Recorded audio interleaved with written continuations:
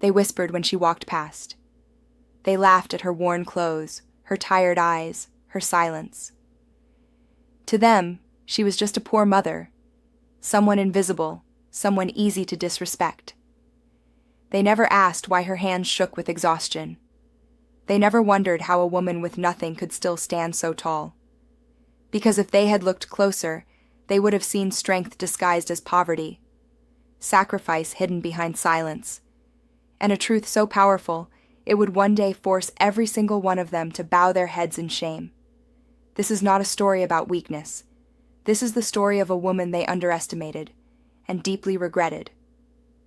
They disrespected a poor mother until the truth came out. In that small town, people didn't need proof to judge. They only needed appearances. She lived in a narrow house with cracked walls and a leaking roof. Her clothes were always clean, but old. Her shoes were worn thin by years of walking instead of riding. She was known by one name only, the poor mother. Not her real name, not the name she was born with, not the name her children whispered when they hugged her at night. Just poor. Shopkeepers spoke to her differently. Relatives avoided sitting beside her at gatherings. Neighbors smiled with their lips, but mocked her with their eyes. And still, she lowered her gaze and said nothing. Not because she was weak, but because she was focused on something far bigger than pride. She woke up before sunrise every single day. While the town slept, she cooked, cleaned, stitched clothes, packed lunches, and whispered prayers over her children's heads. Her hands were rough. Her back ached constantly. Her dreams, placed carefully on a shelf long ago. She worked jobs no one respected, jobs people pretended not to see, cleaning floors, washing dishes, doing labor that left her bones screaming at night. But when her children asked, "Ami, are you tired?" she smiled and said, "No, my child, I am strong." They never saw her cry in the dark. They never heard her beg God to give her just enough strength for one more day. The worst moment came at a public gathering, a place where dignity mattered, where status spoke louder than truth. She stood quietly at the back, holding her child's hand. Then it happened. Someone laughed. Someone whispered loudly enough for others to hear. Why do poor people come to places like this? She should know her limits. Look at her clothes, so embarrassing. Her child squeezed her hand tighter. She felt it. That sharp sting in the chest. That moment when a mother wants to disappear so her children don't feel shame. But she didn't run. She stood still. Because deep inside her, something unbreakable existed. People thought her silence meant defeat. They were wrong. She didn't argue because she was too busy surviving. She didn't explain because she had no time for fools. Every insult she swallowed became fuel.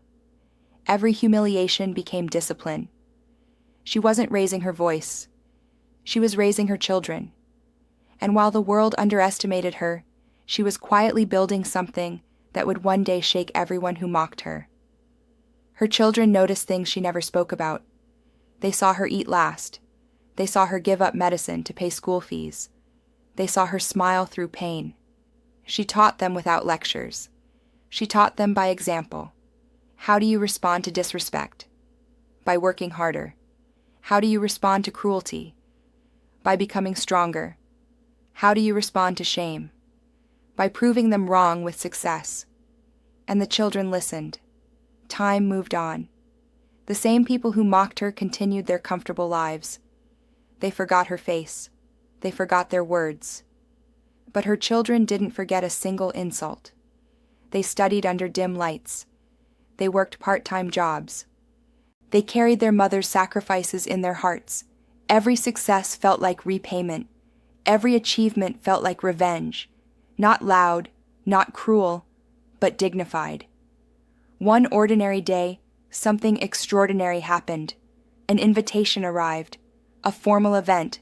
A respected platform. A moment that would change everything. Her child, once mocked for being poor, was now being honored.